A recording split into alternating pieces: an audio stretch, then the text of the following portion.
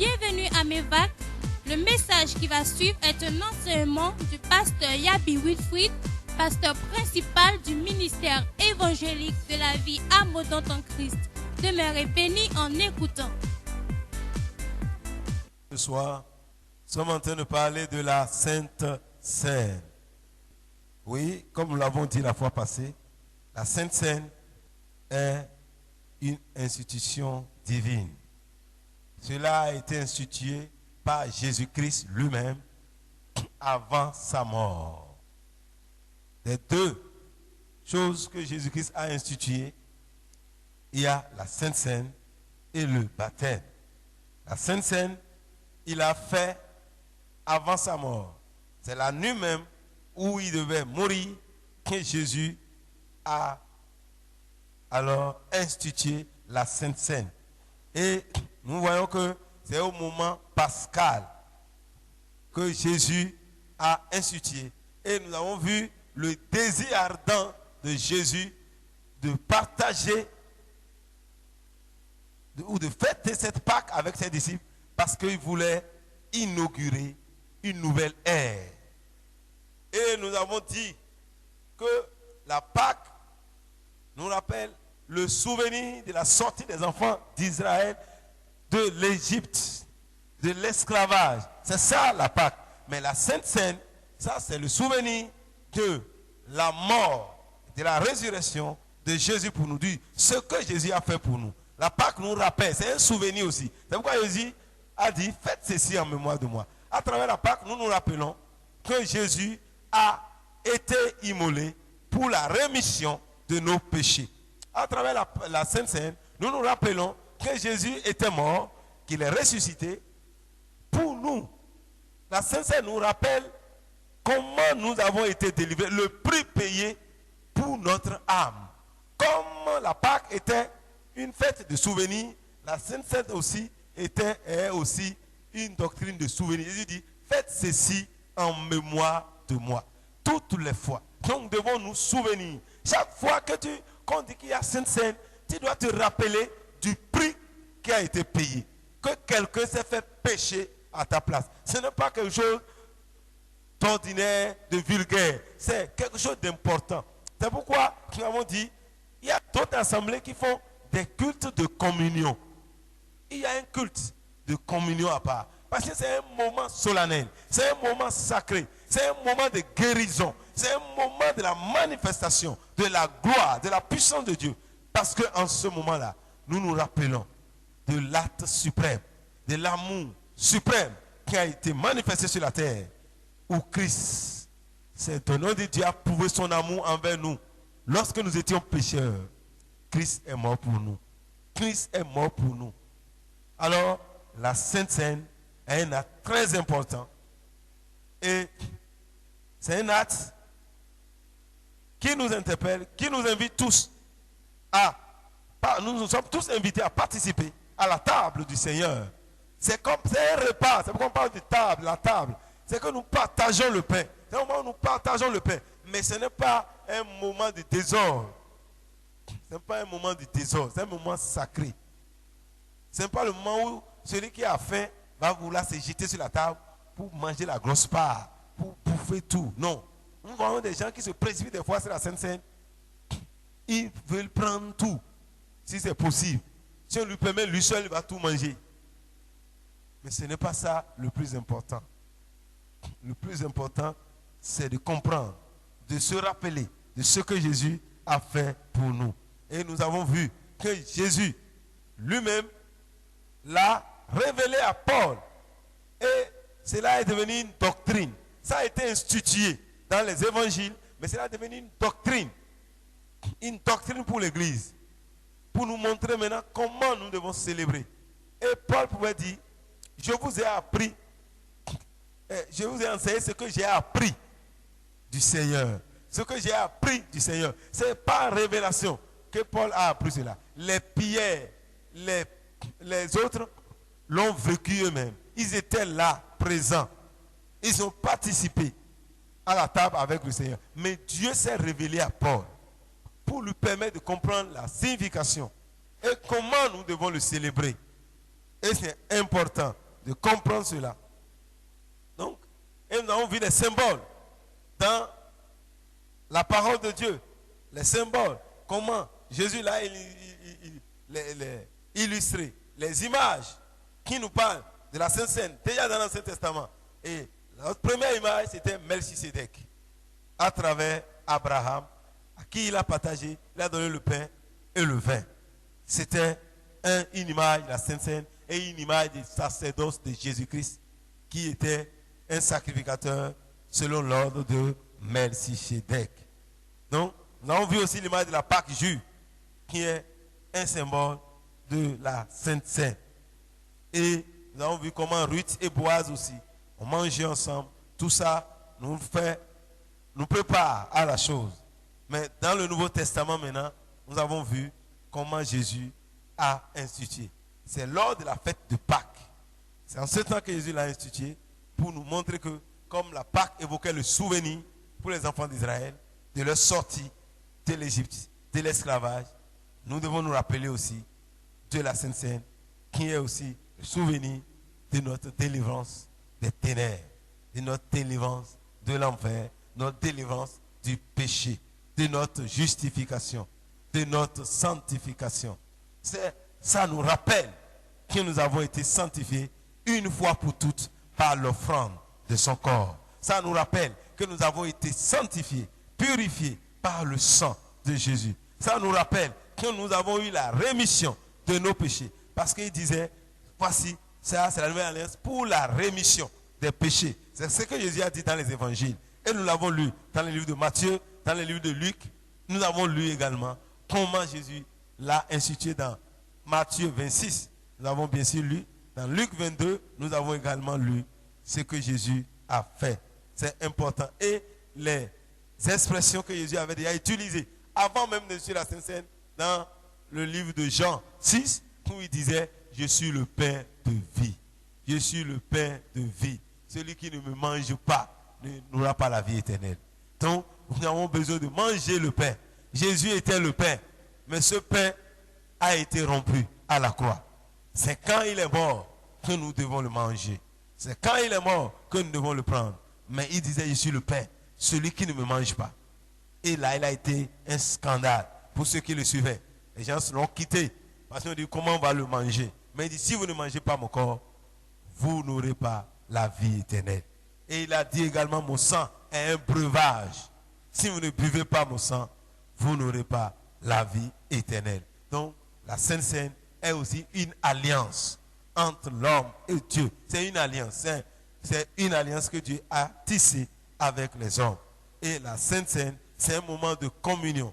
C'est un moment de communion. Dieu veut que nous soyons en communion avec son Fils. Comme l'avons lu dans 1 Corinthiens 1, verset 9.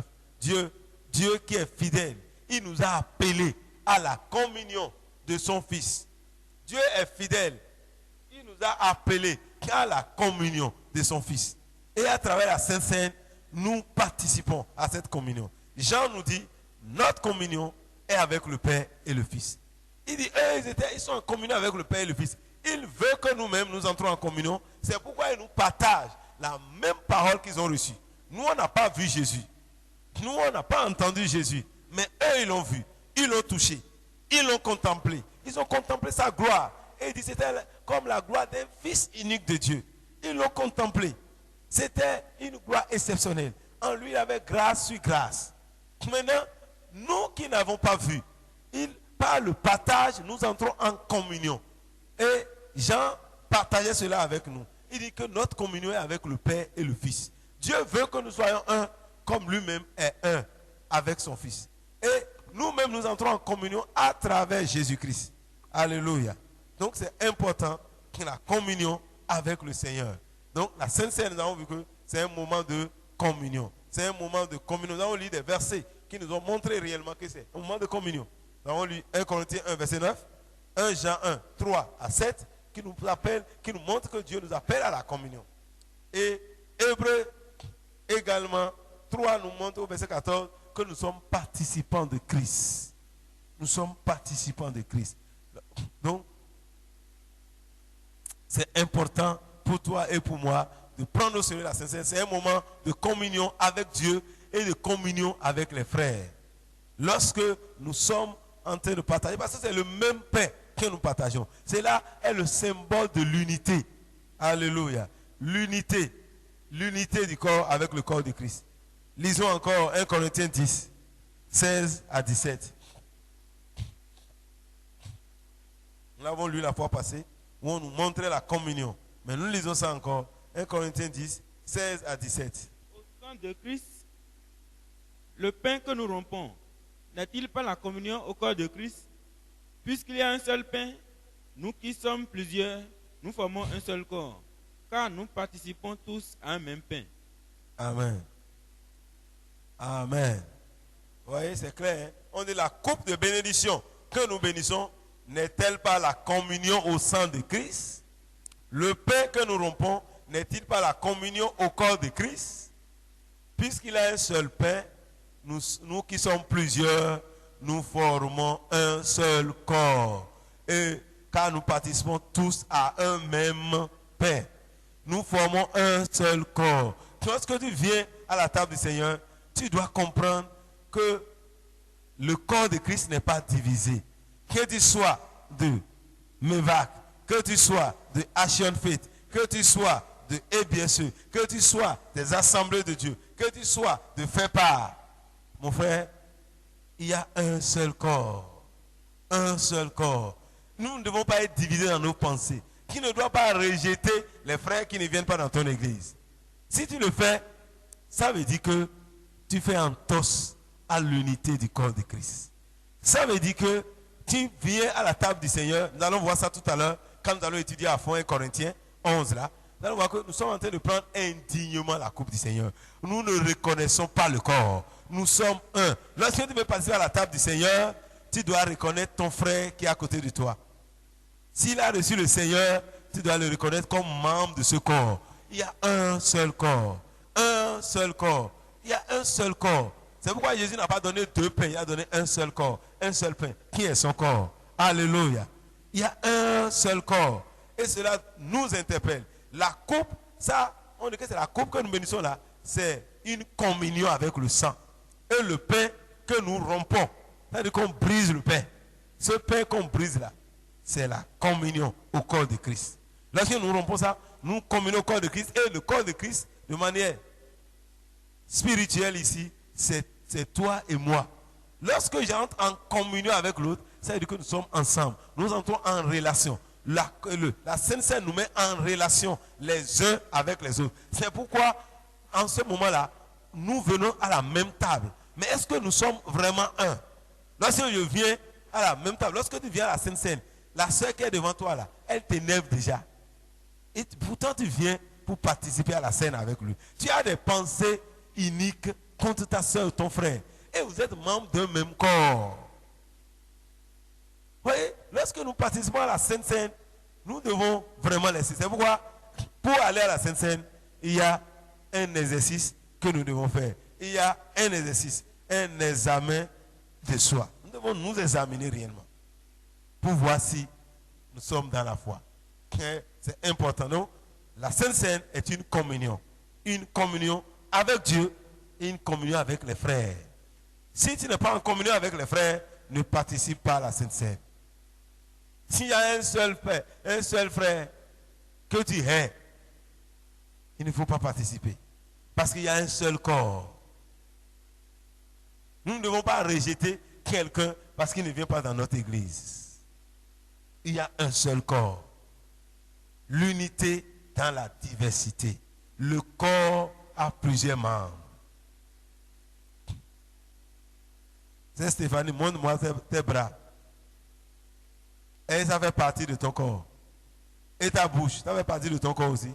Ta tête fait partie de ton corps. Ton pied aussi. Le pied, ça fait partie du corps. Et frère Christian, tes doigts, l'index là, ça fait partie de ton corps. Si on enlève ça, ton corps ne sera pas touché. C'est l'index là. Hein? Ça c'est un coup touché. Si on touche ton index.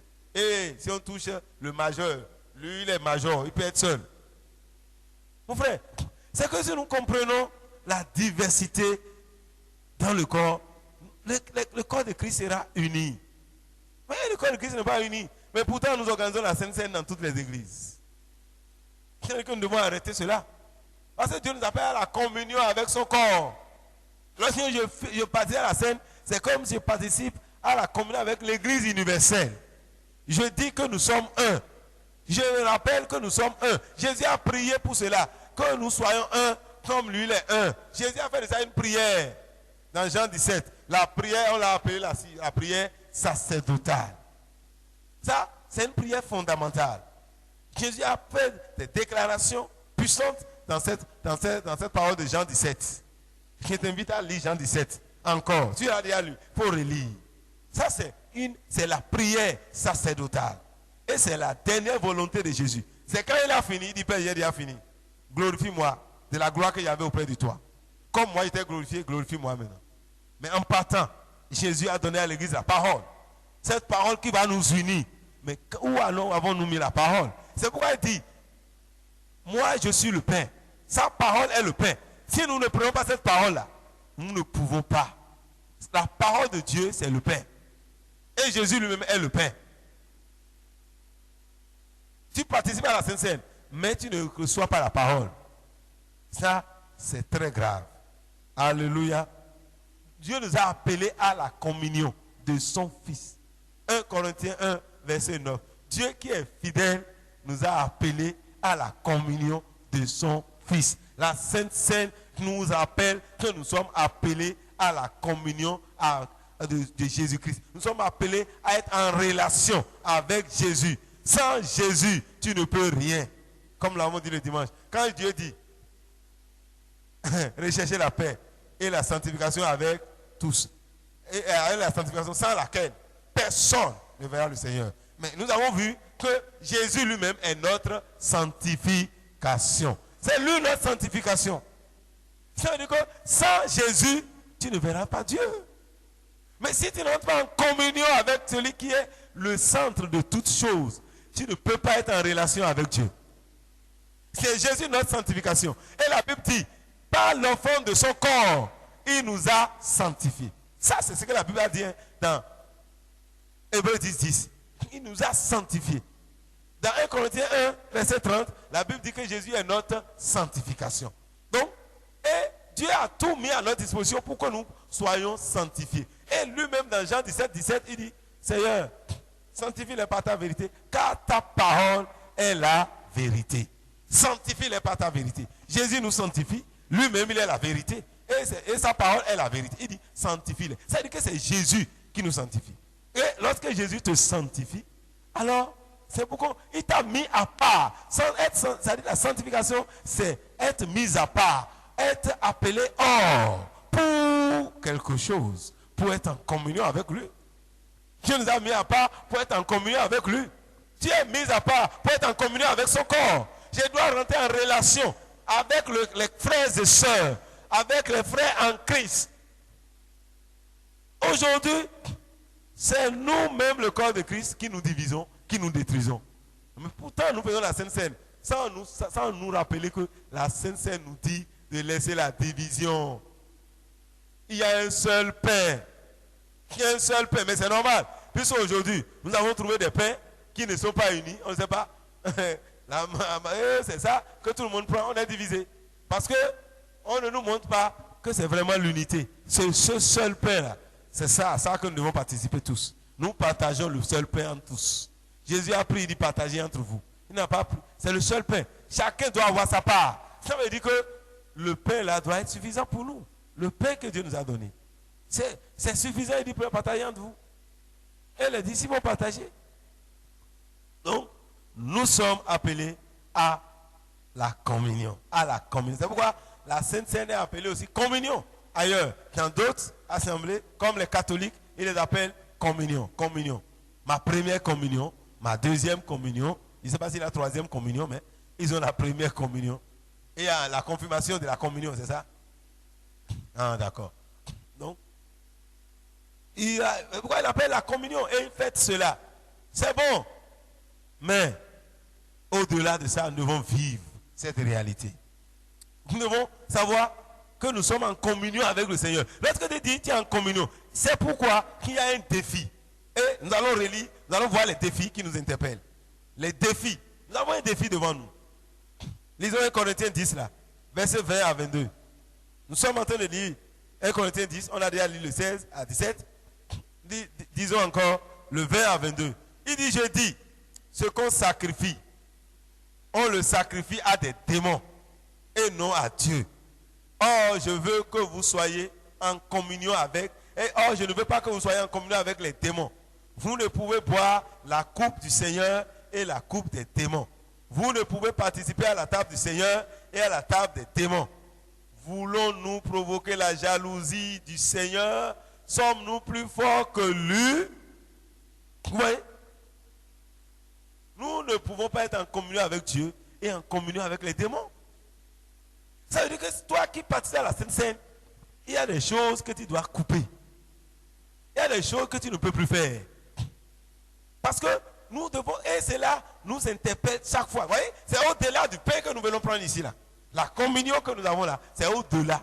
Parce que cela nous rappelle seulement. Lorsque nous faisons la Sainte Seine, cela nous rappelle, éveille notre conscience que nous sommes en communion avec Dieu. Parce que je suis en communion avec Dieu, je ne dois plus participer au festin des fétiches, au festin des choses qui ne confessent pas le Seigneur.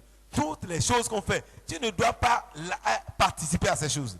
Tu ne dois pas être en communion avec les idoles. Il dit tout ce qu'on sacrifie là, ce n'est pas à Dieu. C'est fini. Dieu ne veut plus de sacrifice. Toutes les fois où on sacrifie quelque chose, on dit oui, c'est un sacrifice. Si tu partages cela avec eux, ça veut dire que tu es en communion avec les démons. Mais tu ne peux pas être en communion avec les démons et être en communion avec Dieu.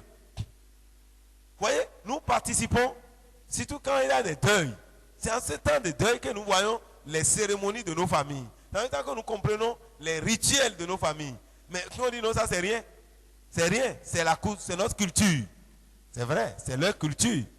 Mais ce n'est pas ta culture. Toi, tu es né de nouveau. Tu es une nouvelle créature. Tu as aussi ta culture. Ta culture est en Christ. Nous devons savoir qui nous sommes. Nous sommes en Christ. Et quand tu es en Christ, là, tu ne peux plus participer à ces choses-là.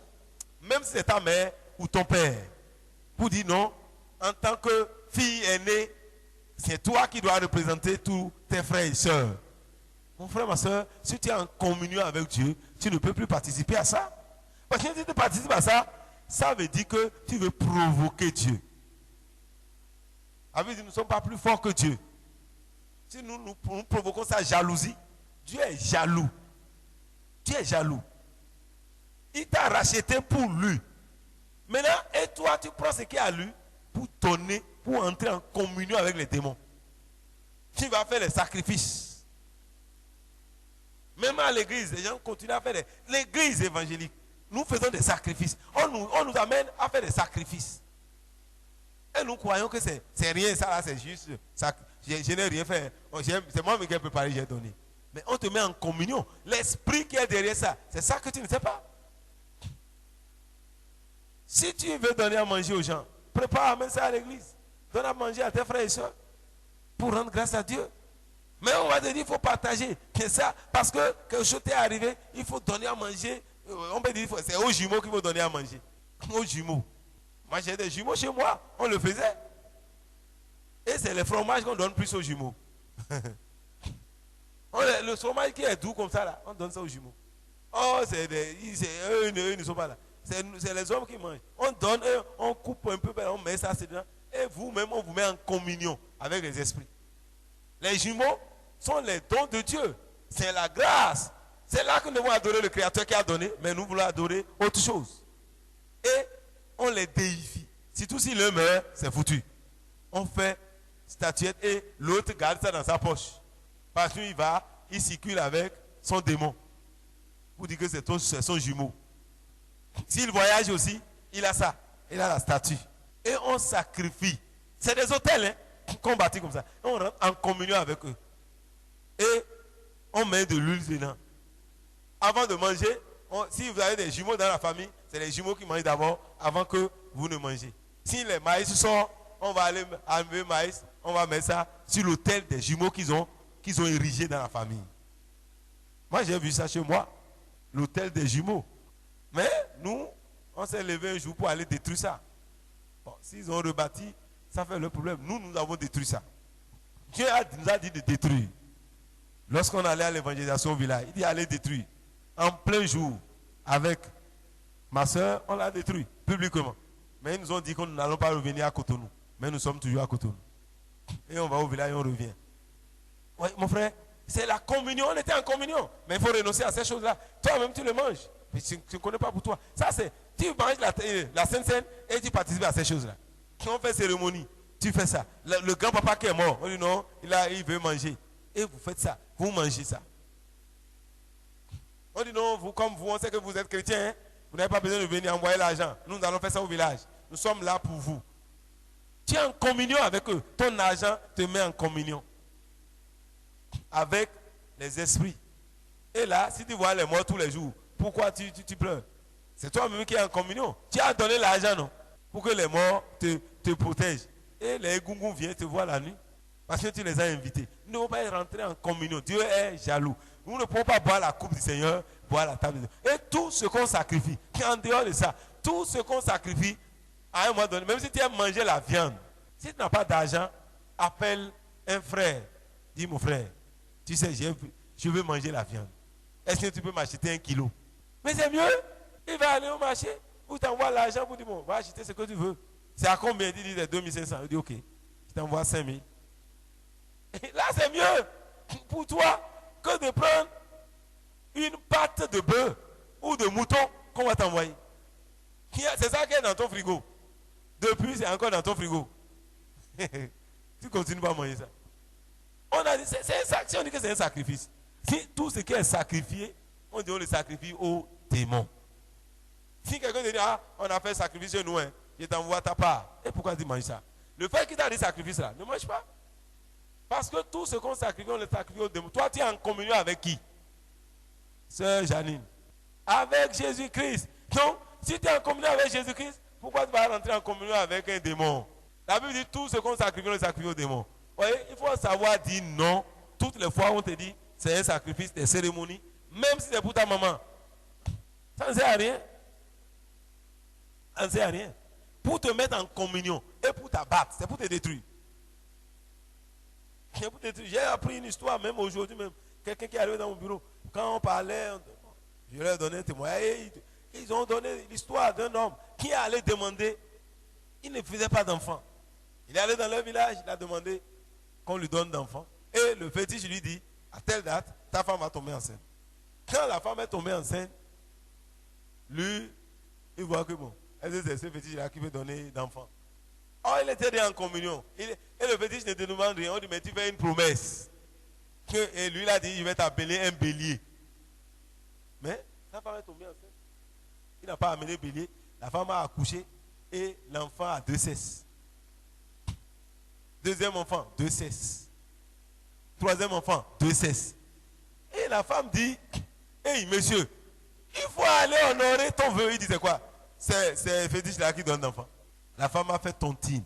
Elle a eu l'argent. Parce qu'elle ne veut plus les enfants qui ont 2 cesses. Vous voyez, c'est bizarre, hein? L'enfant, on l'a amené à l'hôpital. Le médecin dit que c'est déjà trop tard, on ne peut plus. Parce que les 2 cesses n'ont pas développé normalement. Il y a, pour uriner, c'est le sexe féminin qui sort. Parce que le sexe masculin est là, mais ça n'a pas de trou. Donc, quand il veut uriner, ce n'est pas le sexe masculin. Oui, c'est bizarre, hein? Les 2 sexes ne sont pas complets en fait. C'est un complément. Il ne fonctionne pas normalement. Vous voyez les bizarreries. Maintenant, la femme est allée. Et quand elle est arrivée là-bas, on dit, mais au nom de qui tu es arrivé? Il a prononcé le nom de son mari. Son mari travaille dans les mines, quelque part là-bas. Il a prononcé le nom de son mari. Et il a sacrifié. Il est revenu. Elle a eu maintenant une fille qui est normale. Mais son mari, quand il revenait du voyage, le mari est mort. Et oui, parce que c'est un sacrifice. Parce que, vous voyez, la femme voulait remédier à son problème. Finalement, elle est devenue veuve. Elle est allée payer au nom de son mari. Après avoir fait le sacrifice, c'est un sacrifice. Et on l'a pris maintenant. Vous voyez, c'est ça. Tu te mets en connexion. Tu te vends toi-même sans savoir. Il a déjà eu 4 enfants, non? Même si c'est les monstres qu'il a eu chez lui. Maintenant, on ne te dit pas tout aussi. Après tout ça là, il a une autre prière. Il est en communion. Sa femme dit non, c'est au nom de Gabin que je suis arrivé. On dit ok, c'est bon, c'est accepté. Mais Gabin est mort. Il a fait accident sur le chemin de retour. Après que sa femme est allée donner. Et la femme a eu un enfant maintenant qui est normal. La seule fille qui est au milieu d'eux qui est normale, mais en même temps, le mari est mort. Mais on lui a déjà donné des phénomènes à la maison. Ces enfants-là sont là maintenant. Hein. Toi qui te maries sans prier. Qui va voir? S'il veut sortir comme fille, tu vas voir une fille. Il veut te proposer comme un garçon, tu vas dire j'ai trouvé un jeune homme.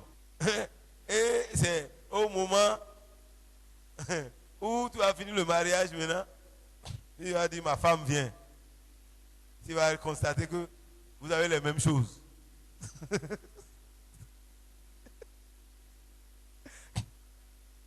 Il est en communion avec autre. Mon frère, la communion, ça c'est important, ouais. Tu rentres en communion.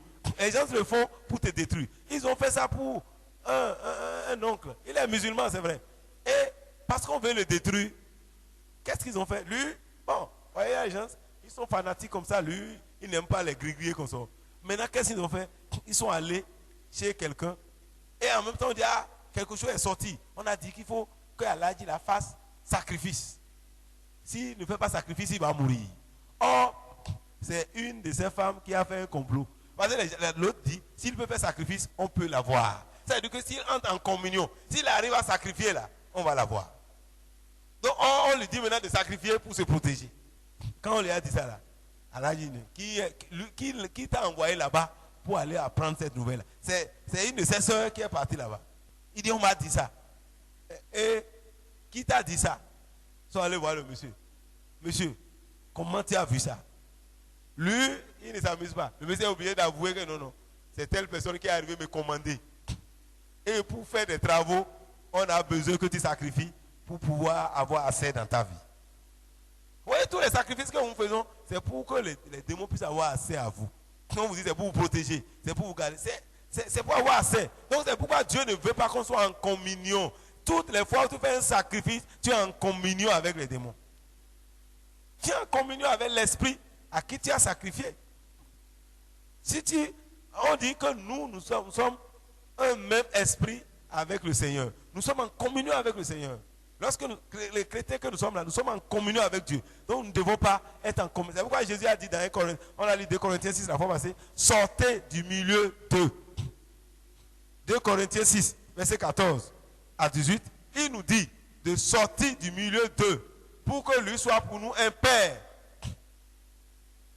Au verset 14, il dit, ne vous mettez pas avec les infidèles sous un joug étranger, car quel rapport y a-t-il entre la justice et l'iniquité? Ou qu'y a-t-il de commun entre la lumière et les ténèbres? Quel accord y a-t-il entre Christ et Bélial? Ou quelle part a le fidèle avec l'infidèle? Quel rapport y a-t-il entre le temple de Dieu et les idoles? Car nous sommes le temple de Dieu vivant. Comme Dieu l'a dit, j'habiterai et je marcherai au milieu de vous. Je serai leur Dieu, ils seront mon peuple. C'est pourquoi sortez du milieu d'eux et séparez-vous, dit le Seigneur. Ne touchez pas à ce qui est impur et je vous accueillerai. Je serai pour vous un père et vous serez pour moi des fils et des filles, dit le Seigneur Tout-Puissant. Sortez du milieu d'eux. C'est-à-dire que lorsque nous participons à la table du Seigneur, nous ne devons plus alors être participants de toutes choses. Nous devons sortir de tout milieu où Dieu n'est pas glorifié. Là où il y a injustice, nous ne devons pas être là. Là où il y a toutes choses qui ne confessent pas Dieu, tu ne dois pas être participant. Tu dois te mettre à part. Parce qu'il nous a sanctifiés par l'offrande de son corps. Il nous a mis à part pour être en communion avec lui et non pour être en communion avec les démons. Nous sommes le temple de Dieu. Dieu veut être en communion avec nous, en relation avec nous.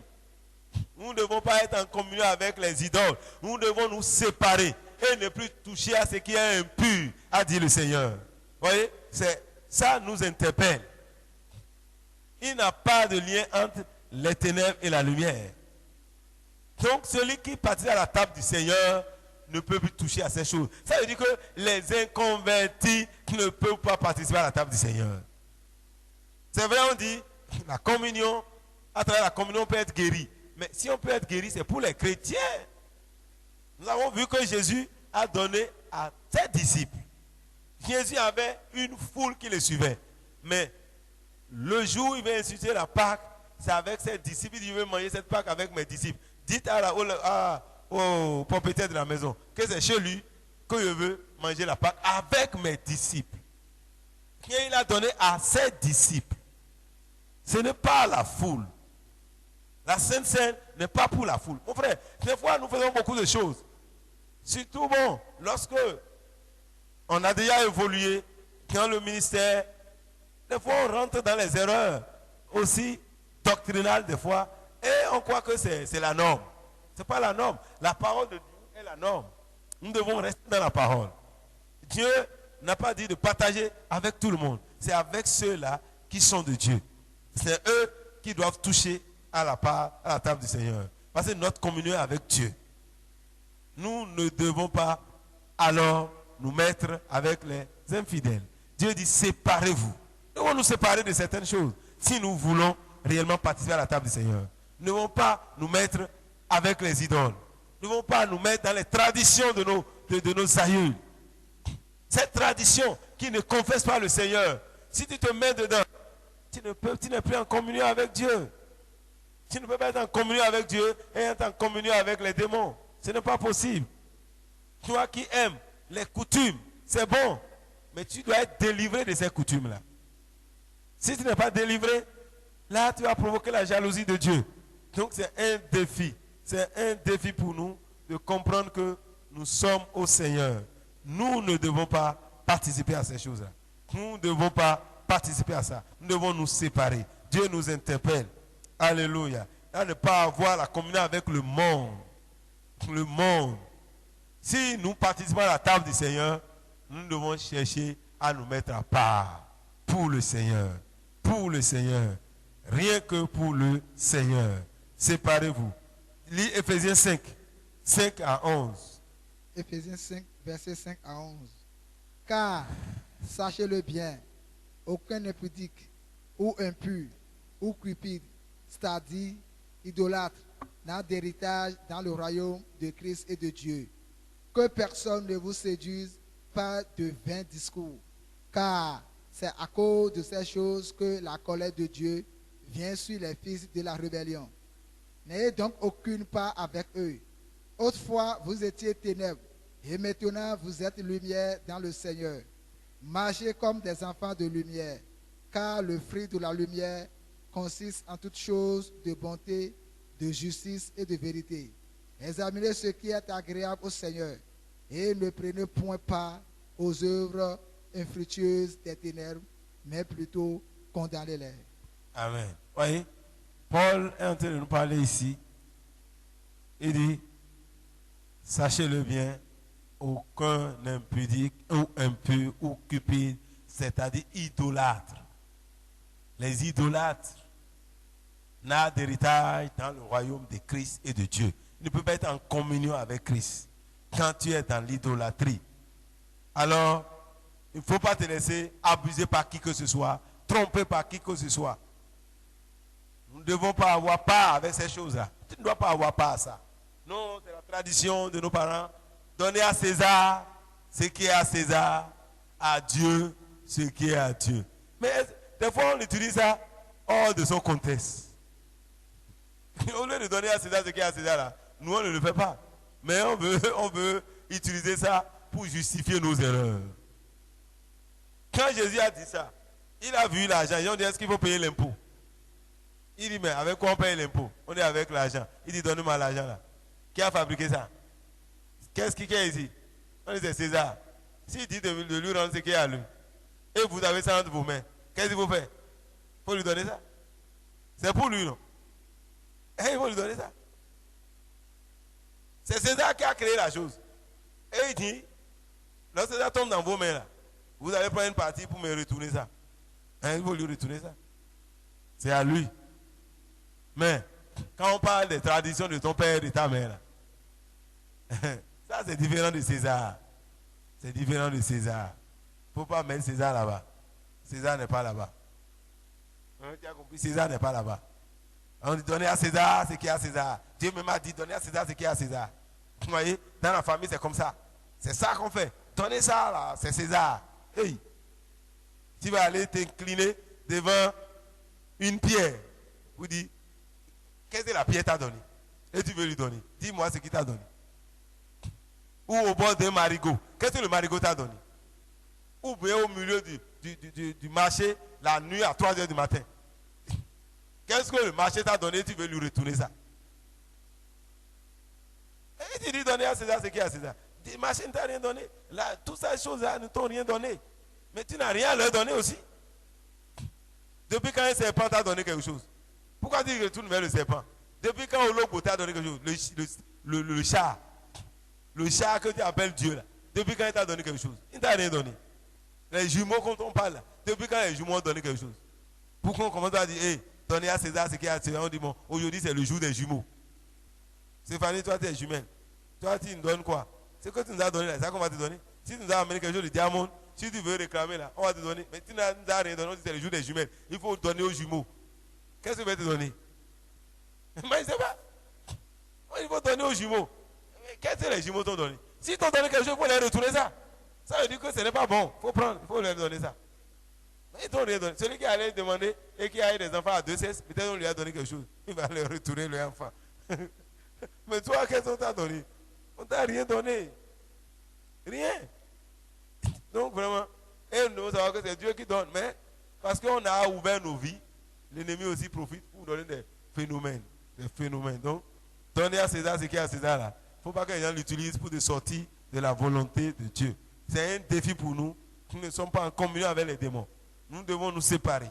Nous devons nous mettre à part. Quand on parle de la Sainte Seine, nous devons comprendre que Dieu nous appelle totalement à lui. Tous nos pensées, notre être doit être à Christ et à Christ seul. Et nous rappeler. C'est pourquoi elle a dit, faites ceci en mémoire de moi. Maintenant, nous allons lire. Nous allons lire 1 Corinthiens là. Et nous allons voir réellement comment nous devons le célébrer la Sainte Seine. 1 Corinthiens 11, à partir du verset 20. Déjà, avant qu'il ne lise à partir du verset 23, pour nous permettre de comprendre, quand les gens se réunissaient, il avait du désordre. C'est pourquoi Paul, maintenant, veut les enseigner, pour leur dire comment il faut le faire. Parce que quand ils se réunissent, ils se mettent à table, ils commencent à manger, à prendre comme si vraiment, c'est une autre fête païenne même. Les gens viennent manger ivres. Paul dit, ce n'est pas bon. Chacun doit manger dans sa maison. Ce que moi j'ai reçu du Seigneur, c'est ça que je vous ai appris. Et il le rappelle maintenant. Et c'est ça que nous allons lire maintenant. Car j'ai reçu du Seigneur ce que je vous ai enseigné, c'est que le Seigneur du pain.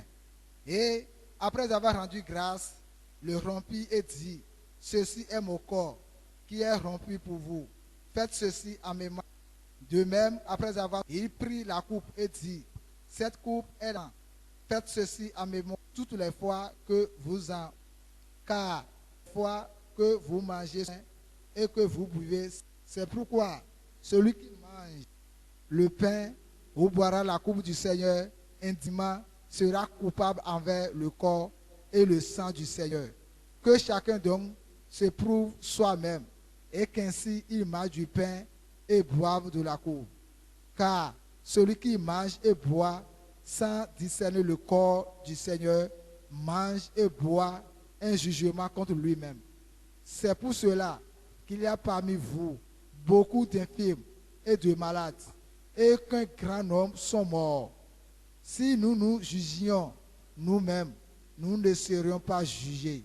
Mais quand nous sommes jugés, nous sommes châtiés par le Seigneur, afin que nous ne soyons pas condamnés à nous. Ainsi, mes frères, lorsque vous vous réunissiez pour le repas, attendez-vous. Si quelqu'un a faim, qu'il y mange chez lui, afin que vous ne vous réunissiez pas pour attirer un jugement sur vous. Je réglerai les autres choses quand je serai arrivé. Amen. Voilà l'apôtre Paul qui est clair. Il dit, j'ai reçu du Seigneur ce que je vous ai enseigné. Ça veut dire que ce que Paul est en train de dire, ça c'est une révélation du Seigneur. Et Dieu veut que l'Église comprenne que la Sainte Seine est importante. Et ce moment est un moment solennel, un moment mis à part, où nous devons réellement nous rappeler de ce que Jésus a fait pour nous. Nous avons déjà lu les évangiles, ce que Jésus a dit. Maintenant, Paul est en train de nous rappeler aussi, de poser la doctrine même de la Sainte Seine.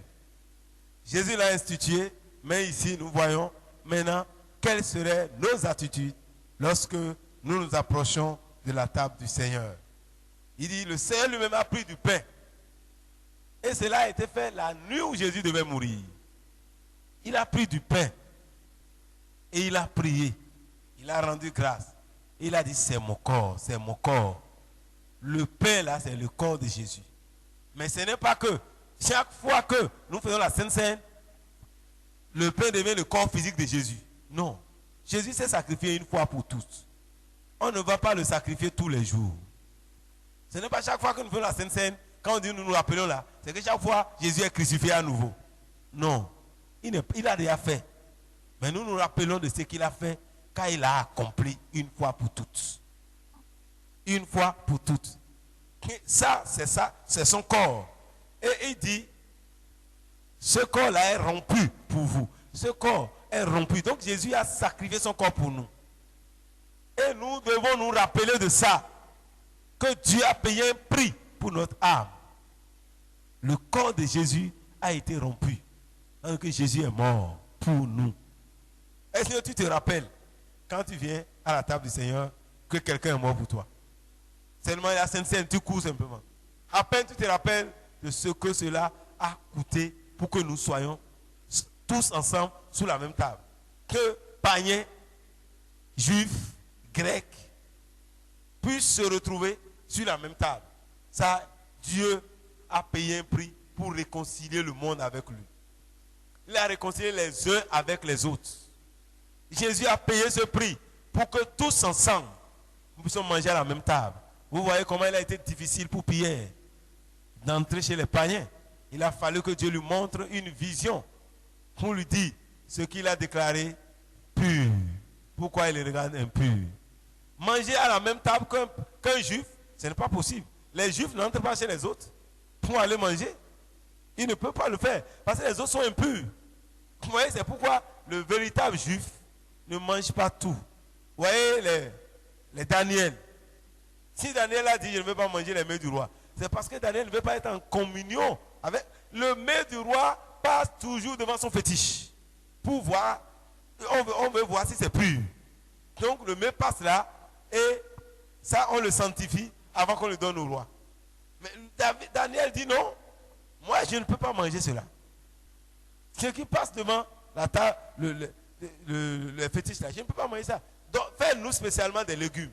Nous allons manger ça. Mais ce que le roi mange là, nous ne voulons pas. Et il a du bon vin dedans. Du bon vin. Toi qui bois le vin, c'est plus bon que le vin que tu bois là. Mais Daniel dit, je ne veux pas. Mais c'est un bon commerce pour le gars. Vous voyez, celui qui fait ça, chaque jour on lui donne la part de Daniel, de Shadrach, de Meshach. Chacun a une bouteille de vin. Vous voyez, au bout de 3 ans, celui-là, il va ouvrir une boutique de vente de vin en gros. Pas en détail, en gros. Mais chaque jour, il a au moins 4 bouteilles de vin. Quand on lui dit ça, lui-même il est intéressé. Mais il dit, mais ce que vous dites là, je risque, hein? Mais on dit, non, tu ne risques rien. Il faut nous essayer. Il dit, ok, je vais essayer. Au moins pendant 4 jours, ou une semaine là, j'aurai quelque chose. Même si ça ne marche pas, j'aurai au moins des vins chez moi. Et il a fait, après une semaine, Daniel, Shadrach, Meshach, Abednego étaient plus beaux, plus en forme, plus... ça marche. Ça, là, on va faire ça pendant combien de temps? Tout le temps. Tout le temps. Il dit ça, c'est bien. Vous, là, je vous aime. Depuis que je travaille ici, là, je n'ai jamais été récompensé. Alléluia. Et lui, il prenait ce qu'on donnait à Daniel, à Shadrach et à Abednego. Et il prend tout son temps pour leur faire de bons légumes. De bons légumes. Alléluia. Oui, c'est pas pour rien que Daniel a dit ça. Parce qu'il ne veut pas se souiller. Il ne veut pas se souiller. Donc, c'est important pour nous aussi. Donc, ici, Paul dit, faites ceci en mémoire de moi. Nous devons nous souvenir de ce que Jésus a fait pour nous. Quand nous buvons, nous devons savoir que c'est une alliance. Nous sommes les enfants d'alliance. Et quand on parle d'alliance, ça veut dire que nous sommes dans un contrat. Et pour qu'un contrat soit valable, chaque partie a une responsabilité, une obligation. Donc, chaque fois que je participe à la Sainte Seine, je dois savoir que j'ai une obligation vis-à-vis de Dieu. Comme je dis, Dieu bénis-moi. Dieu aussi attend de moi quelque chose. Parce que nous sommes en alliance. Et cette alliance a été tissée par son sang, ratifiée par le sang de Jésus. Dieu est entré en alliance avec Abraham. Mais cette alliance, la même alliance avec Abraham a été ratifiée par Jésus-Christ lui-même. Abraham a versé son sang. Abraham est entré en alliance en faisant la circoncision. Mais Dieu n'a pas versé son sang. Dieu n'a pas payé son sang. Mais s'il a alliance, les deux parties doivent donner le sang. C'est pourquoi on dit même à la femme, la circoncision n'était pas faite pour la femme. C'est dans le monde, vous voyez, le diable prend ce que Dieu fait, lui-même, il fait la photocopie. Dieu n'a pas dit aux femmes de se circoncire. Mais le diable dit, bon, il faut les circoncire. Moi, je veux le sang. Parce que le sang qui coule là, c'est un sang d'alliance. C'est pourquoi Dieu veut que les femmes soient vierges pour entrer dans le mariage. Parce que le sang là, ça scelle quelque chose pour votre foyer. Le sang qui coule, le jour où on t'a déviergé là, c'est pourquoi les démons entrent dans la vie des filles qui marchent dans l'impudicité. Parce que c'est une alliance. C'est une alliance avec Dieu. Votre foyer entre en alliance avec Dieu le jour où vous versez ce sang-là. C'est pourquoi Dieu dit que celui qui verse, celui qui te dévierge, est obligé de te marier. Mais si son père refuse, ayant autorité, tu es libre. Mais s'il ne refuse pas, tu dois payer la dot et prendre cet enfant-là. Tu dois régulariser ce que tu as fait. Même si tu ne l'aimais pas. Voyez, vous qui déviergez les filles en ville, vous avez beaucoup de sang de vos mains. Vous avez brisé beaucoup d'alliances. Et vous avez brisé l'alliance des foyers. Parce que chaque foyer doit verser le sang. Dans chaque maison, Dieu disait, il faut qu'il y ait le sang. On tue un animal. Le sang est marque. Chaque maison, des enfants d'Israël, il y a le sang. Là où il n'y a pas le sang, pour qu'on mette ça à la porte, cette maison n'est pas protégée. C'est pourquoi aujourd'hui, nous avons la grâce. Le sang de Jésus, lorsque nous avons déjà brisé cette alliance, le sang de Jésus vient maintenant pour nous aider. C'est pourquoi nous ne devons pas s'amuser avec ce sang-là. C'est important. C'est important. Même pour les païens, pour les protéger, il faut le sang là. Même dans l'ancien temps où les gens ne connaissaient pas Dieu, vous voyez, la virginité est très importante. C'est très important. Même dans un passé récent, vers les années 90, à ce que je sache, même au Niger tout près, quand le jour du mariage, les gens veillent à savoir si cette fille-là est vierge. Si elle est vierge, la nuit là même, elle retourne chez ses parents. Si bien que les Nigériens s'occupent plus des filles que des hommes. Les filles sont plus à l'école que les hommes. Vous voyez, c'est pourquoi les babas, là, vous les voyez, ils se promènent. Mais les filles sont plus à l'école. Au Niger, j'ai fréquenté dans une classe où il y a 20 garçons, 42 filles. Il est difficile de voir ces classes-là au Bénin. On met plus les filles à l'école. Les hommes se battent. Mais les filles, ça c'est une richesse pour eux. Et ils les préservent. Les filles ne sortent pas pour aller chez les garçons. Les garçons peuvent venir à la maison les saluer. Mais les filles ne doivent pas aller chez les garçons. Ils ne sortent pas. Qui tu viens là, ils te laissent même à la maison, vous allez bavarder. Parce qu'ils savent que tu ne dois pas toucher les enfants. Mais l'enfant ne doit pas aller chez toi. Jusqu'au mariage. Au mariage, il peut aller chez toi. Et c'est ce qui est normal. Ça, c'est important.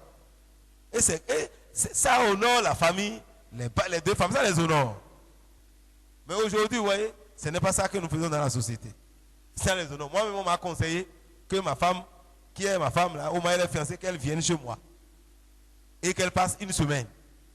Là, on va se connaître correctement. on va préparer le mariage. Il dit, c'est ce que moi-même j'ai fait.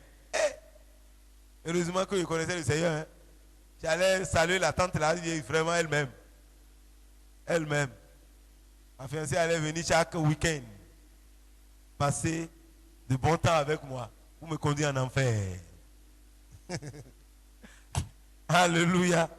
Vous voyez, il y a des choses simples que nous faisons, mais nous ne comprenons pas le sens. Donc c'est important. La communion. Donc c'est une alliance. L'alliance nous met en contrat avec Dieu. Nous sommes en contrat. Et Dieu, quand Abraham a versé son sang, Dieu n'avait pas versé son sang. Il faut que l'alliance soit ratifiée. Parce que Dieu a une seule alliance pour l'humanité. C'est pourquoi c'est Jésus qui est venu verser le sang. Ce n'est pas le sang des animaux, non. C'est Jésus qui est venu verser son sang maintenant. Et l'alliance a été tissée, ratifiée désormais. Et la seule alliance d'Abraham, c'est nous sommes aussi héritiers selon la même alliance. Et c'est pourquoi Dieu dit, c'est en Isaac que je nommerai pour toi la postérité. Cette postérité-là, c'est Jésus-Christ. C'est ce Jésus-là qui est venu ratifier l'alliance d'Abraham. Et aujourd'hui, à travers Jésus, nous avons tout. Sans Jésus, on n'a rien. Sans Jésus, on n'a pas assez. Donc, l'alliance a été tissée. Il dit, ce sang est donné pour. Il dit ceci au verset. La coupe du Seigneur. Non, il dit non. Il dit, cette coupe est la nouvelle alliance en mon sang. Faites ceci en mémoire de moi. Dans les livres, dans les évangiles, il dit qui est donné pour la rémission des péchés de plusieurs. Alléluia. Donc, c'est la nouvelle alliance. C'est à travers cette alliance que maintenant nous entrons en communion avec Dieu. À travers le sang de Jésus, nous sommes entrés en communion avec le Seigneur. Et à partir de cet instant, tu dois savoir que tu es en alliance avec Dieu. Si tu es en alliance avec Dieu et tu veux jouir des causes de cette alliance, tu es appelé à vivre selon les articles de l'alliance. Quand une partie ne respecte pas l'alliance, l'autre partie aussi est libre de ne pas respecter. Parce que le contrat est vicié. Toutes les fois où nous rendrons, nous prenons l'engagement de faire le contraire de ce que Dieu dit, pour être en communion avec autre chose, Dieu est libre aussi de faire ce qu'il veut. Nous pouvons appeler, il peut ne pas répondre. Parce que nous-mêmes, nous lui avons tourné dos. Nous ne pouvons pas entrer en communion avec les démons et vouloir que Dieu soit en communion avec eux, à moins que nous nous repentons. Nous nous repentons et Dieu nous accueillera encore. Et la Bible dit, toutes les fois que vous mangez ce pain, et vous annoncez la mort du Seigneur jusqu'à ce qu'il vienne. C'est-à-dire que chaque fois, nous devons nous rappeler de la mort de Christ. Parce que c'est cette mort qui nous a donné la victoire. Nous devons nous rappeler. La mort de Christ, nous devons prêcher cela. Nous devons annoncer sa mort. Nous devons aller dire au monde qu'il est mort pour le péché du monde. Nous devons l'annoncer à toute la créature.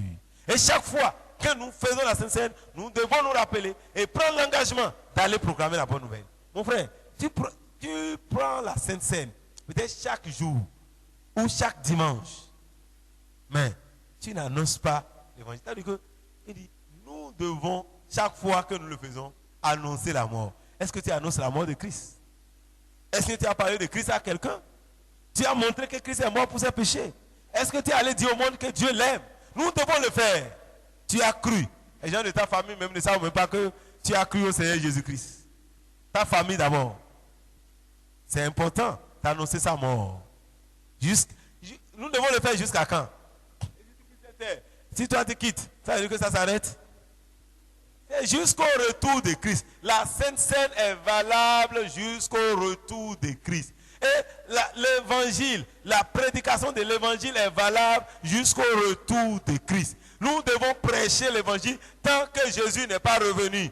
Tant que Jésus n'est pas revenu chercher l'église, nous devons annoncer la bonne nouvelle que Christ est mort pour nos péchés. Il est mort pour le péché du monde. Christ est mort. Si nous devons annoncer sa mort, Christ est mort pour qui? Hein? Parle fort. Qui est nous là? Christ est mort pour les pécheurs. Très bien, tu es revenu à l'enseignement. Christ est mort pour les pécheurs. Mais il dit, vous allez annoncer ma mort. Qu'est-ce que ça signifie pour nous? Maman, il faut lui donner le micro à celle qui est derrière toi. À Diamond là. Si Christ est mort pour les pécheurs, et il dit chaque fois que vous devez annoncer ma mort, qu'est-ce que nous devons faire alors? Il dit, Christ est mort pour les pécheurs. Oui. Maintenant, et il nous dit chaque fois là, nous devons annoncer sa mort. Chaque fois que nous mangeons, nous buvons. Qu'est-ce que ça signifie pour nous? Communiquons la vie. Oui, c'est bon. Le maître va nous aider aussi. Bonne Faut nouvelle. enlever, faut enlever. Parle fort, il ne peut pas entendre. J'ai dit, en annonçant sa mort, c'est que nous sommes en train. Ok. Oui, c'est ça. Vous êtes dans le bon chemin. Il dit que Christ est mort pour les pécheurs. Et Christ dit, toutes les fois que vous faites la Sainte Seine, vous annoncez ma mort. Ça veut dire que Christ est en train de nous dire, nous devons aller vers les pécheurs. Pour leur annoncer la mort, ce n'est pas entre nous quand on prie la Sainte Seine, on annonce sa mort. Ce n'est pas ça, annoncer sa mort. C'est fait de prendre la Sainte Seine, tu n'annonces pas sa mort. Annoncer là, c'est proclamer. C'est aller dire aux autres. Et il est mort pour qui? Pour les pécheurs. Les pécheurs sont à l'église. Les pécheurs sont à l'église. Mais nous, c'est à l'église que nous annonçons la mort de Christ. Vous voyez que nous faisons le contraire de ce que Jésus a dit. Toutes les fois que tu prends ça là, c'est pour aller vers les pécheurs. Pour leur dire, Christ est mort. La mort de Christ, c'est pour les pécheurs. Ce n'est pas pour les chrétiens. Nous devons. Il est mort pour les pécheurs. Et les chrétiens qui acceptent maintenant, ils deviennent chrétiens. Et à partir de cet instant que tu es devenu chrétien, tu iras vers les autres pécheurs pour leur dire, Christ est mort pour tes péchés. Toi qui prends la Sainte Seine là, ça c'est un engagement que tu prends. Mais toutes les fois, et surtout toi qui veux manger beaucoup, tu veux prendre beaucoup. Quand tu prends beaucoup là, c'est pas que tu dois aller annoncer plus l'évangile. Tu n'annonces pas l'évangile aujourd'hui. Nous devons annoncer aux morts, à ceux qui sont morts. Il dit les morts vont entendre ma voix. Et qu'est-ce qu'ils vont faire? Ils reviendront à la vie. Ils vont entendre. Mais est-ce que nous allons vers les morts? Quand il dit laissez les morts enterrer les morts, il parle des gens qui ne le connaissent pas. Qu'est-ce que toi, tu vas dire aux morts? Tu vas prêcher aux morts. Tu ne prêches pas aux morts, tu viens prêcher aux vivants. Christ est mort pour tes péchés. Alors que lui, il est déjà chrétien. Ce n'est pas pour lui qu'on a dit d'aller annoncer. La Sainte Seine, c'est pour nous dire, nous devons continuer à prêcher la bonne nouvelle. La grande commission. Allez par tout le monde. Prêcher la bonne nouvelle. Ça nous interpelle à chaque moment. Vous voyez, nous aimons la Sainte Seine, mais nous n'aimons pas prêcher la bonne nouvelle. Nous n'annonçons pas la mort de Christ.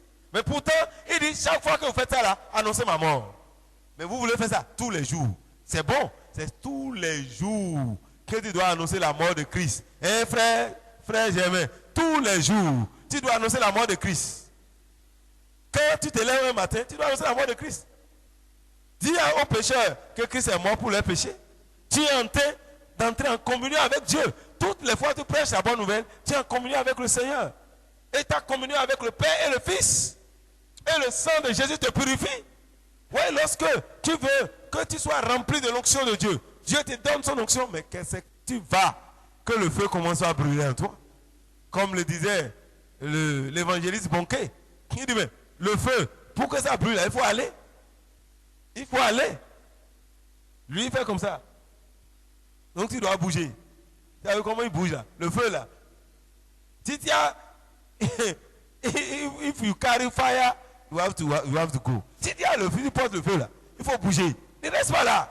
Mais nous, on a là le feu. Il brûle en moi, brûle en moi, brûle en moi, brûle en moi, brûle en moi. Mais va là où c'est la forêt qui a besoin du feu. Il brûle en toi, tu restes dans le marigot. Ça va s'éteindre. Le feu est allumé aujourd'hui. Le feu est allumé aujourd'hui. Hey.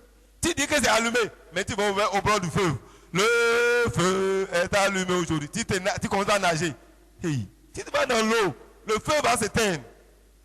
Va vers les pécheurs et le feu va monter.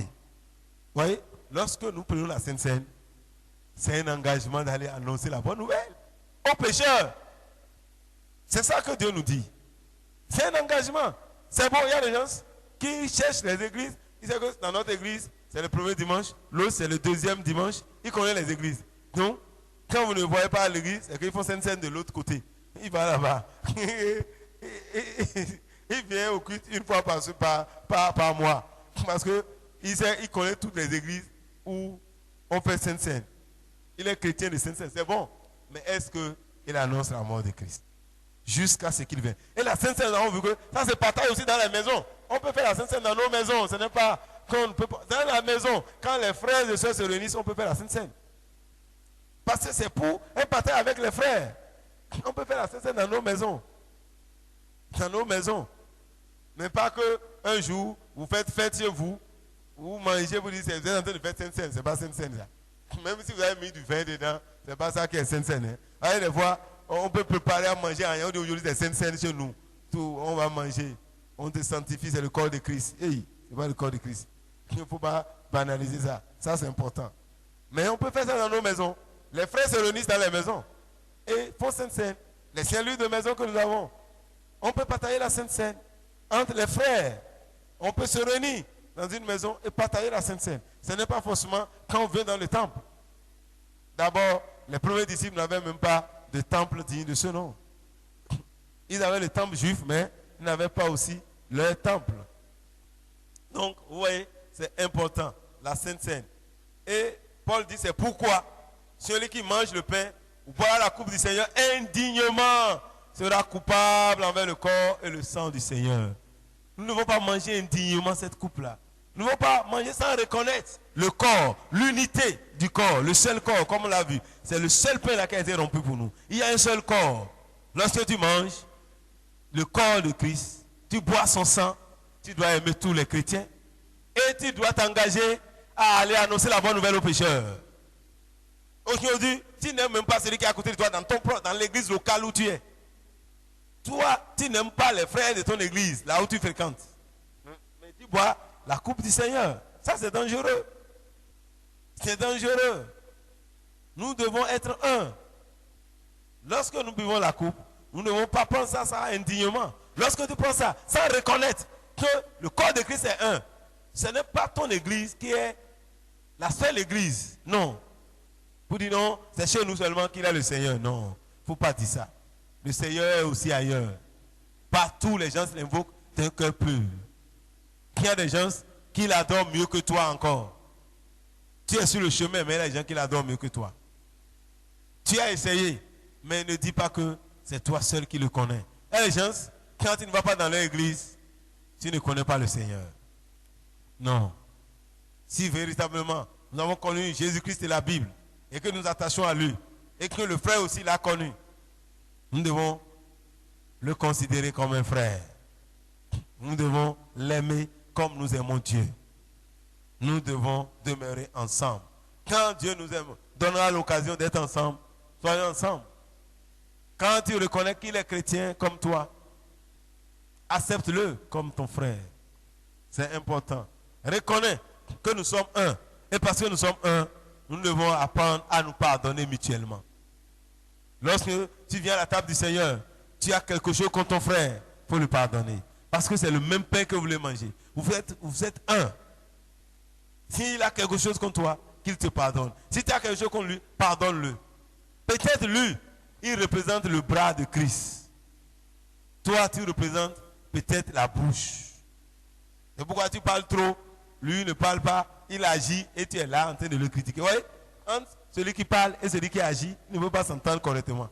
Lui, il fait comme si c'est lui seul. Et toi, tu es là en train de parler. En train de parler. En train de parler. Au moment où l'autre est en train d'agir. Il y a des gens qui savent agir. Ils agissent vraiment. Ils ne parlent pas trop. Mais vous voyez qu'il est vraiment. C'est comme Jacques. Jacques aime les choses concrètes. Il ne dit pas que tu as la foi sans me montrer ce que tu fais. Moi, je vais te montrer ma foi là. Avec ce que je fais.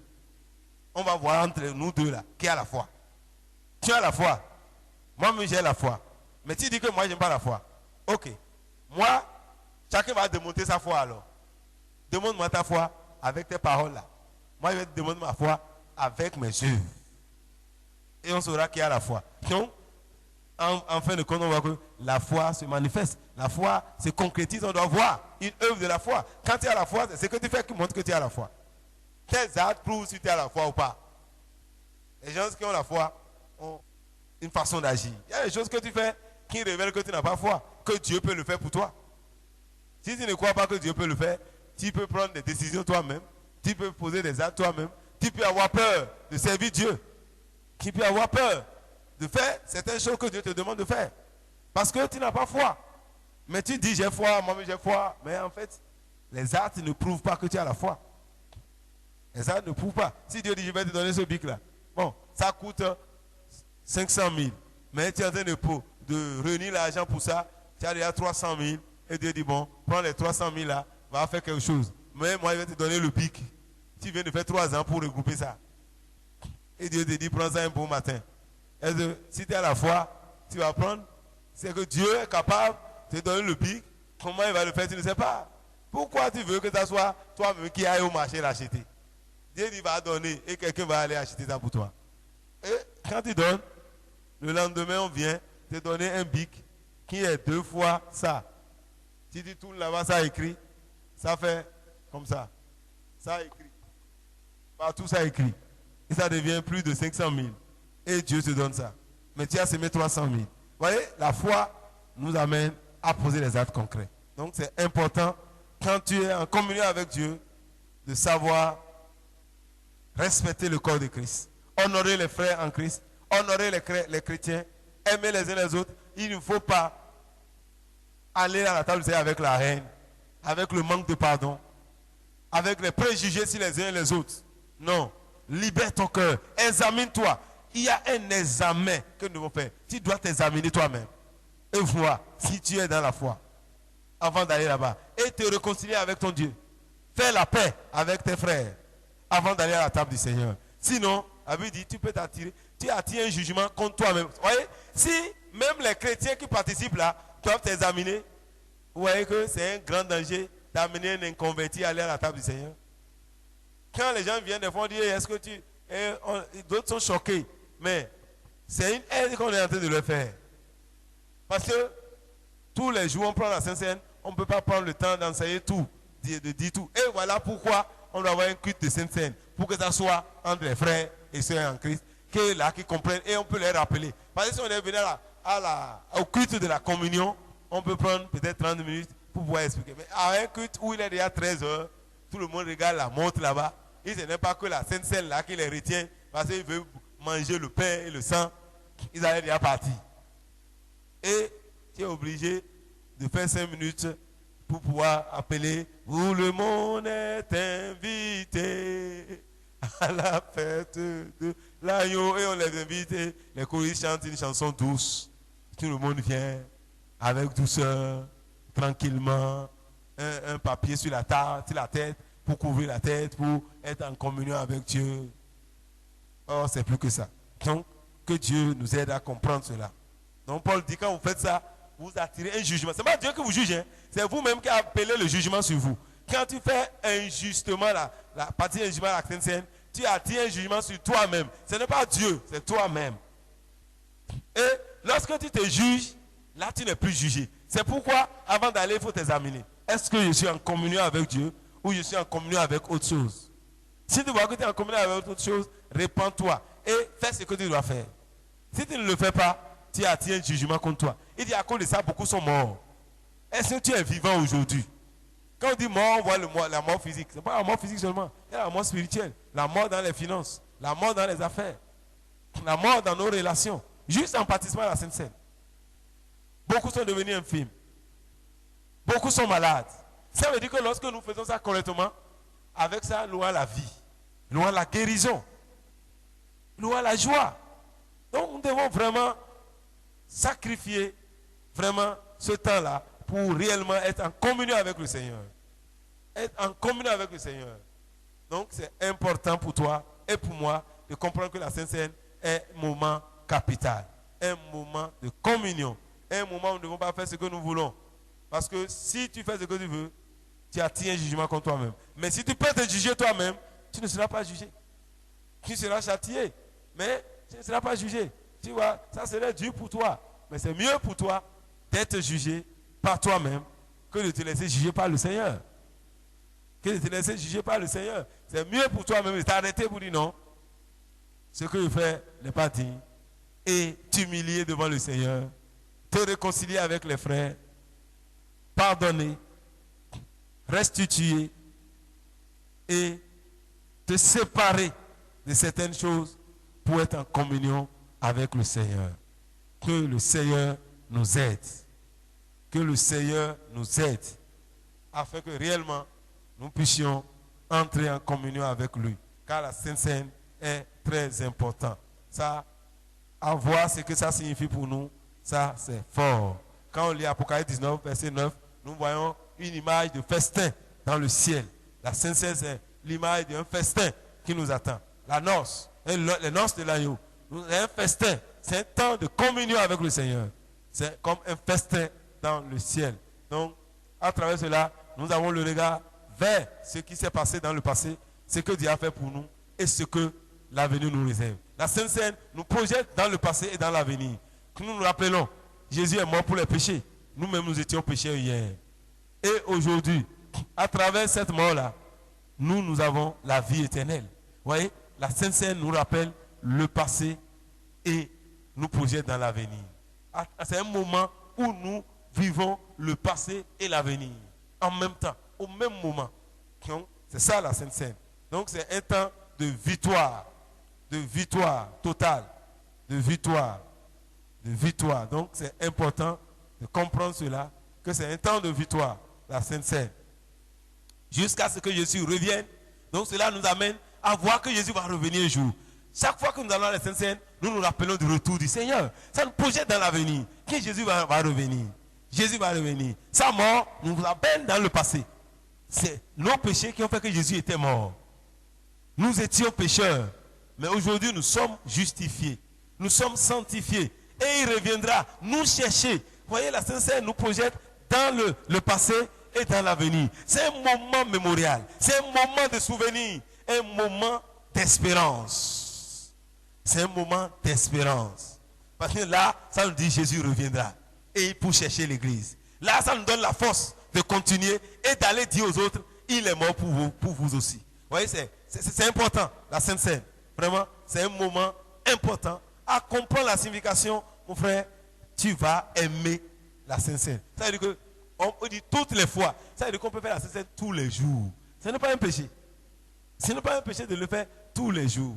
Et de manière plus spirituelle, nous pouvons le faire tous les jours en étant dans la parole de Dieu. En mangeant la parole. Il dit, la parole est une nourriture. En mangeant la parole tous les jours. Si nous sommes dans la parole tous les jours, nous vivons cette parole tous les jours, nous sommes en train de prendre la Sainte Seine tous les jours. Tous les jours. Tous les jours. Tous les jours. Et à travers la Sainte Seine, tu reçois la guérison. C'est-à-dire qu'à travers la parole de Dieu, quand tu consommes la parole, tu reçois la vie. La parole de Dieu est la vie. C'est un médicament pour notre corps. Mange la parole. Mange la parole. Mange la parole. Et tu verras que tu auras la guérison pour ton corps. La guérison pour ton corps. La parole de Dieu. Et quand nous prenons le pain que nous prenons aussi, ça nous rappelle, ça nous projette dans le passé et l'avenir. Oui? Quand on comprend la signification de la Sainte Seine, ça nous amène à comprendre que c'est un moment sacré. C'est un moment de grande victoire. Où Jésus sur la croix a dit tout est accompli. Jésus est mort. Quand il est mort, c'était la victoire. Que le Seigneur bénisse sa parole. Nous allons prendre 5 minutes et nous allons partir. S'il a des questions, s'il n'a pas de questions, on a 2 minutes et on va partir. Ou un complément. Qui a... Oui, frère Germain. Avec ce que... Est-ce qu'on peut interdire... Ok. Est-ce qu'on peut interdire à un chrétien de prendre... Ah voilà, ce qui est dit. On dit, si quelqu'un prend indignement. En fait, nous devons nous juger nous-mêmes. Mais si on constate que quelqu'un ne suit pas la voie du Seigneur, on peut lui dire, mon frère, tu ne peux pas prendre la Sainte Seine. Mais s'il veut, il prend. C'est contre lui-même. Parce que si on dit qu'il ne faut pas prendre indignement, mais on voit que la vie que tu mènes là, tu ne mènes pas une vie chrétienne. Or, la Sainte Seine est pour ceux qui vivent la vie chrétienne. Normale. Si toi-même tu refuses de vivre comme chrétien, ce n'est pas le fait de partir à la Sainte Seine là qui fait de toi chrétien. Donc, on sait. On peut te dire, mon frère, fais attention. Il faut revoir ta vie. Mais personne ne peut te juger pour savoir si tu t'es réconcilié avec Dieu ou pas. Si tu es revenu ou pas. Mais à travers ce que tu fais, les gens peuvent dire, ah, ceux qui font ça là, pour l'instant, le temps de s'assurer qu'ils ont changé, il ne faut pas participer. Et tu vois. Donc, c'est ça, si quelqu'un est sous discipline, des fois, on peut lui dire, il ne faut pas participer pour que la personne réellement se reconnaisse à Dieu. Mais personne ne peut te dire, ne prends pas. Mais on t'enseigne qui peut prendre. C'est les chrétiens. Et quand tu veux prendre, la Bible dit t'examiner. T'examiner avant de prendre. Il faut que chacun s'examine. Donc, personne n'est là pour juger son frère. C'est chacun. Mais en tant que frère en Christ, dans la communauté, on peut dire, toi, il faut faire ceci, il faut faire cela. Ça là, c'est là. C'est la vie en communauté. Quand on connaît ce que tu fais, on ne peut pas te dire d'aller te donner à la mort. À cause de ça, les gens sont morts. Tu ne veux pas te repentir et tu veux prendre la Sainte Seine. C'est bon.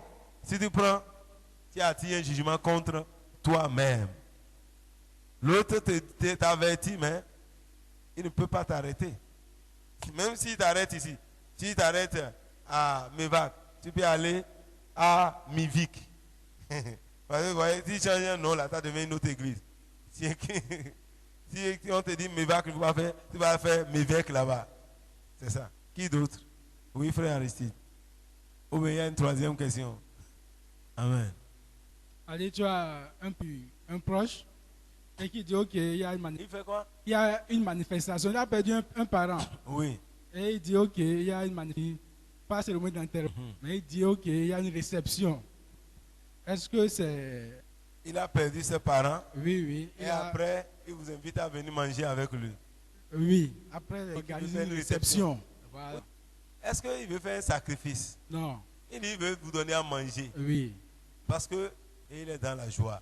Donc, pourquoi vous allez refuser? Ce n'est pas un problème. Ce n'est pas un problème. On peut aller manger. Paul même a dit si on vous invite, allez. Mais si on vous dit, ce qu'on veut vous donner là, on l'a sacrifié, ne mangez pas. Pas à cause de vous, parce que pour vous là, il n'y a plus d'idole dans le monde. Mais à cause de celui qui vous a invité là, la conscience est là, tu ne dois pas manger. Mais si on t'invite, quelqu'un t'invite, tu n'as pas à chercher, est-ce que tu as sacrifié, non pas sacrifié. Mais si il vous dit, ok, oui, on a fait un sacrifice dans notre famille, c'est pourquoi je vous invite, cher ami, à venir manger. Si tu as déjà pris ça, tu veux faire comme ça.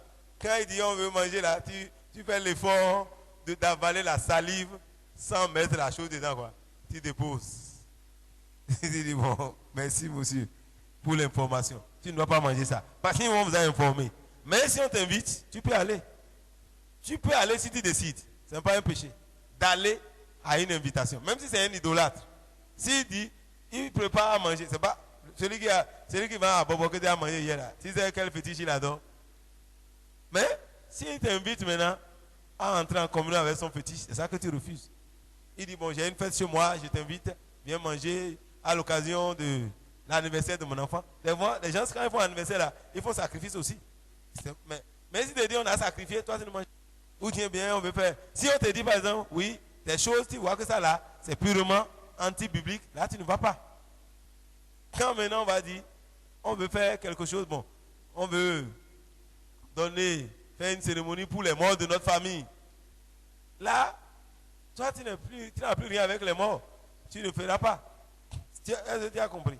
Donc c'est ça. Mais si un ami t'invite, peut-être il y a une lettre d'invitation pour le samedi. Non, il ne faut pas dire que le pasteur a dit de ne pas venir aller manger alors que tu veux manger. Donc, tu peux partir manger. Mais si on vous dit que c'est sacrifice, quoi, me dit que c'est un sacrifice qu'ils ont fait, ne mange pas. Qu'est-ce que tu n'as jamais mangé? C'est tout.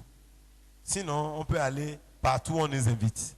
Mais si on sait que ça, c'est pour les fétiches et qu'on sort, toi-même tu sais, ta conscience te dit ça. Ton cœur te condamne, il ne faut pas aller. Mais si tu dis que bon, on t'invite simplement, tu peux aller manger. Tu n'as pas besoin de savoir.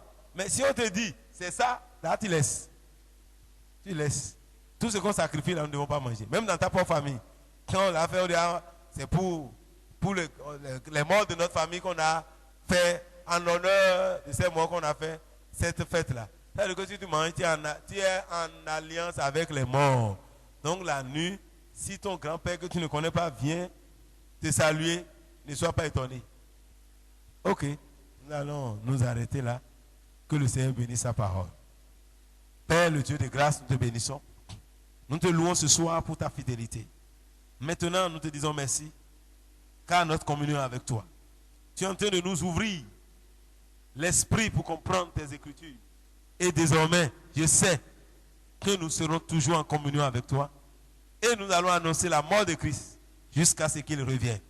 Père, merci parce que nous avons compris qu'à travers la Sainte Seine, nous mirons et nous voyons notre passé et notre avenir qui est glorieux. et Christ qui reviendra nous chercher. Père, nous te bénissons pour cet enseignement. Enseigne-nous encore dans nos maisons. Saint-Esprit, fais-nous comprendre ce que nous sommes en train d'entendre. Et donne à ceux qui ne sont pas là aussi, Seigneur, de pouvoir comprendre. Quand un jour, ils vont entendre ce message, que cela leur apporte du bien. Et tous ceux qui l'entendront, qu'ils soient bénis et qu'ils soient aussi en communion avec Jésus-Christ. Et ceux-là qui ne le connaissaient pas, à cause de cette parole, qu'ils décident de faire de Jésus leur Seigneur et Sauveur personnel. Merci Seigneur, parce que tu le fais. Père, merci, parce que ce soir, quelqu'un décide de remettre sa vie en tes mains. Accepte-le et pardonne-le. Maintenant, Seigneur, sois son Seigneur et Sauveur. Merci, Éternel.